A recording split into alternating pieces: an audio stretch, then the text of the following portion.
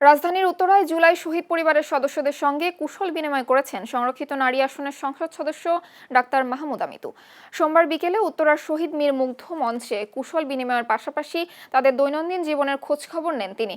পরে এনসিপি নেতাকর্মী ও সাংবাদিকদের সঙ্গে মতবিনিময় সভায় অংশ নেন।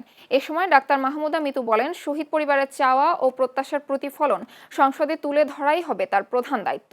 বলেন, শহীদ পরিবারের সম্মান ও অধিকার রক্ষায় তিনি সর্বোচ্চ ভূমিকা রাখবেন এবং আগামীতে তাদের পাশে থেকে কাজ করবেন।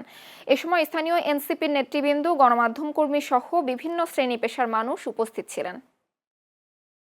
আমার মনে হয়েছে যে ওনারা কি জানতে চায় এই কথাটা আমি জানি, এবং আমি এই প্রশ্নটা ওনাদেরকে করেছি, শহীদের মাকেও করেছি।